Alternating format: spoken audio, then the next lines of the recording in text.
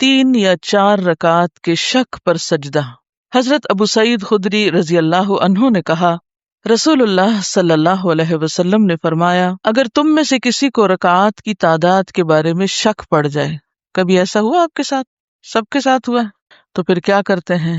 آئیے دیکھتے ہیں کیا کرنا چاہیے۔ اگر تم میں سے کسی کو رکعات کی تعداد کے بارے میں شک پڑ جائے کہ 3 پڑی ہیں یا 4، تو شک کو چھوڑ دے اور یقین پر اعتماد کرے۔ کیا مراد اس سے کہ 3 ہے یا 4، تو ان میں سے یقینی کون سی ہے؟ 4 یقینی ہے؟ نہیں، 4 کا یقین نہیں۔ کس کا یقین ہے؟ 3 کا۔ تو 3 کو لے لے، پھر سلام پھیرنے سے پہلے 2 سجدے کرے، یعنی 1 رکعت اور پڑھ لے اور سلام پھیرنے سے پہلے 2 سجدے کر لے۔ اگر اس نے 5 رکعت نماز پڑھی تھی تو یہ سجدے اس کی نماز کو جفت کر دیں گے، ٹھیک ہے؟ یعنی 4 کی نماز جفت ہے نا، جفت کا کیا معنی ہوتا ہے؟ ایون نمبر ہے۔ اب کیا ہوا کہ اس نے پہلے بھی 4 پڑھی ہوئی تھی پوری، لیکن اسے شک ہو گیا تو اس نے ایک اور پڑھ لی۔ اب اس کے خیال میں اس نے 4 پڑھی، لیکن حقیقت میں اس نے 5 پڑھی تھی۔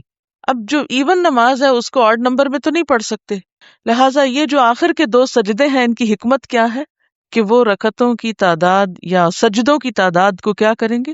جفت کر دیں گے۔ اور اگر اس نے پوری 4 رکعت نماز پڑھی تو یہ سجدے ایکسٹرا ہو گئے، اب یہ آڈ نہیں کریں گے اس کے نمبر کو، بلکہ یہ سجدے شیطان کے لیے ذلت کا سبب ہوں گے۔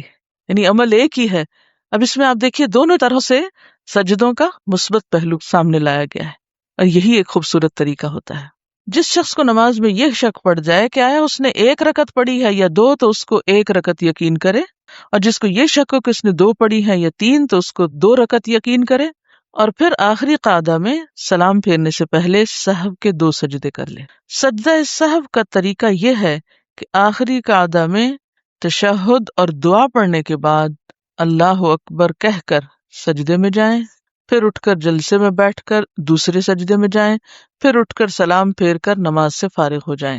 یعنی نماز کا سلام پھیرنے سے پہلے بس 2 سجدے کرنا ہے۔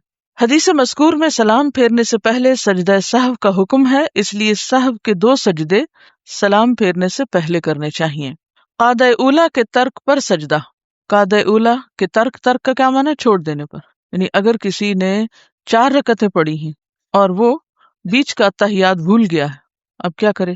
حضرت عبداللہ بن بحینہ رضی اللہ عنہ سے روایت ہے کہ رسول اللہ صلی اللہ علیہ وسلم نے صحابہ کرام کو ظہر کی نماز پڑھائی، پس پہلی 2 رکعتیں پڑھ کر کھڑے ہو گئے، یعنی قعدہ میں نہ بیٹھے، بس لوگ بھی نبی صلی اللہ علیہ وسلم کے ساتھ کھڑے ہو گئے، یہاں تک کہ جب نماز پڑھ چکے اور آخری قعدے میں سلام پھیرنے کا وقت آیا اور لوگ سلام پھیرنے کے منتظر ہوئے تو رسول اللہ صلی اللہ علیہ وسلم نے تکبیر کہی جبکہ آپ بیٹھے ہوئے تھے، سلام پھیرنے سے پہلے 2 سجدے کیے، پھر سلام پھیرا۔ اس سے کیا پتہ چلتا ہے؟ جب آپ کھڑے ہوئے تو لوگ بھی کھڑے ہو گئے، یہاں تک کہ ساری نماز ہو گئی۔ جب سلام پھیرنے کا وقت آیا تو آپ نے سلام نہیں پھیرا بلکہ 2 سجدے کر لیے، اور لوگوں نے بھی پیچھے کر لیے۔ اور یہ روایت کہاں کی ہے؟ بخاری کی، یعنی سجدہ سہو کا یہ طریقہ صحیح بخاری میں موجود ہے۔ رسول اللہ صلی اللہ علیہ وسلم کے فعل مبارک سے ثابت ہوا کہ سجدہ سہو سلام پھیرنے سے قبل کرنا چاہیے۔ سلام کیا چیز ہے؟ بیسیکلی سلام کا مقصد کیا ہے؟ نماز ختم، نماز کی ابتدا کس سے ہوتی ہے؟ تکبیر سے، اور اختتام کس سے ہوتا ہے؟ سلام سے۔ تو اگر آپ سلام پھیرنے کے بعد 1 یا 2 سجدہ کریں گے تو گویا آپ نماز پڑھنے کے بعد سجدہ کر رہے ہیں، اس کی بھی رخصت ہے۔ لیکن اگر سلام پھیرنے سے پہلے یاد آ جائے تو آخری سلام سے پہلے ہی 2 سجدے کر لینے چاہیے۔ نماز سے فارغ ہو کر باتیں کر چکنے کے بعد سجدہ۔ حضرت عمران بن حسین رضی اللہ عنہ سے روایت ہے کہ رسول اللہ صلی اللہ علیہ وسلم نے عصر کی نماز پڑھائی اور 3 رکعت پڑھ کر سلام پھیر دیا۔ عصر کی رکعت کتنی ہوتی ہیں؟ 3 پڑھ کے سلام پھیر دیا اور گھر تشریف لے گئے۔ ایک صحابی خرباق اٹھ کر آپ کے پاس گئے اور آپ کے سہو کا ذکر کیا تو آپ تیزی سے لوگوں کے پاس پہنچے، واپس آ گئے، ساتھ ہی تو تھا کمرہ آپ کا، اور خرباق کے قول کی تصدیق چاہی کہ یہ سچ کہتا ہے۔ لوگوں نے کہا خرباق سچ کہتا ہے۔ پھر آپ نے 1 رکعت پڑھی، پھر سلام پھیرا، پھر 2 سجدے کیے، پھر سلام پھیرا۔ یعنی آپ نے باقی ساری نماز نہیں پڑھی کیونکہ وہ ایک طرح سے مکمل ہو چکی تھی، اب 1 رکعت باقی تھی تو آپ نے 1 اور پڑھ کے سجدہ سہو کر لیا۔ اس حدیث سے معلوم ہوا کہ جو شخص 4 رکعت کی جگہ 3 پڑھ کر سلام پھیر دے پھر جب اس کو معلوم ہو جائے کہ میں نے 3 پڑھی ہیں تو خواہ گھر بھی چلا جائے، باتیں بھی کر چکے، پھر بھی ایک رکعت جو رہ گئی تھی پڑھ کر سجدہ سہو کر کے سلام پھیرے، اس کو ساری نماز پڑھنے کی ضرورت نہیں۔ اور یہ بات سنت سے ثابت ہے، صحیح مسلم کی روایت ہے۔ اور یہ امر بھی معلوم ہوا کہ نماز میں اگر سجدہ سہو پڑ جائے اور کسی وجہ سے نمازی سجدہ سہو نہ کر سکے، سلام پھیر کر باتیں وغیرہ کر لے، پھر یاد آنے پہ جب سجدہ سہو کرنا چاہے تو سلام کے بعد کرے، پھر سلام پھیر کر نماز سے فارغ ہو۔ 4 کی جگہ 5 رکعت پڑھنے پر سجدہ۔ حضرت عبداللہ بن مسعود رضی اللہ عنہ روایت کرتے ہیں کہ رسول اللہ صلی اللہ علیہ وسلم نے ظہر کی نماز 5 رکعت پڑھائی۔ آپ سے پوچھا گیا کہ نماز میں زیادتی ہو گئی ہے، یعنی 4 کی بجائے 5 رکعتیں ہو گئی؟ آپ نے فرمایا کیوں؟ صحابہ کرام نے عرض کیا آپ نے ظہر کی 5 رکعت پڑھائی ہیں، پھر آپ نے سلام کے بعد 2 سجدے کیے اور فرمایا میں بھی تمہاری مانند آدمی ہوں، یعنی انسان ہوں، میں بھی بھولتا ہوں جیسے تم بھولتے ہو، پس جب بھول جاؤں تو مجھے یاد دلا دیا کرو۔ سجدہ سہو سلام سے قبل یا بعد کرنے کا ذکر تو احادیث میں آتا ہے، لیکن صرف ایک ہی طرف سلام پھیر کر سجدہ کرنا پھر اتحیات پڑھ کر سلام پھیرنا سنت سے ثابت نہیں، یعنی کوئی دلیل نہیں ہے اس کے پیچھے، یعنی آپ صلی اللہ علیہ وسلم کا طریقہ اس میں نہیں ہے کوئی۔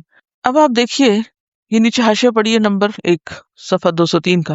اگر اس باب میں حضرت ذوالیدین کی حدیث بھی شامل کر لی جائے، یعنی ایک صحابی تھے جن کا نام ذوالیدین تھا، 2 ہاتھوں والے، تو ان تمام روایات کا خلاصہ یہ نکلتا ہے کہ نمبر 1، جب امام سجدہ سہو کیے بغیر سلام پھیر دے اور مقتدی اسے باقی ماندہ نماز یاد دلائیں تو وہ انہیں باقی ماندہ نماز پڑھائے گا اور سلام پھیرنے کے بعد سجدہ سہو کرے گا، اور اگر مقتدی اسے یہ یاد دلائیں کہ ہم نے 1 رکعت زائد پڑھ لی تو بھی ظاہر ہے کہ سلام پھر چکا، اب اس نے صرف سجدہ سہو ہی کرنا ہے۔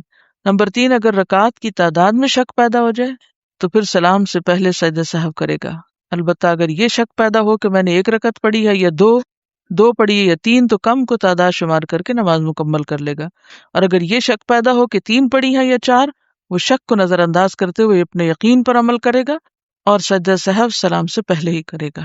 نمبر 4، اگر نمازی کو کسی وجہ سے یہ احکام یاد نہ رہے اور وہ ایسی بھول کا شکار ہو گیا جو ان احادیث میں مذکور نہیں، تو پھر اسے جان لینا چاہیے کہ نبی اکرم صلی اللہ علیہ وسلم نے سلام سے پہلے بھی سہو کے 2 سجدے کیے ہیں، اور سلام پھیرنے کے بعد بھی وہ جس صورت پر بھی عمل کرے گا اللہ تعالیٰ اسے قبول فرمائے گا انشاءاللہ۔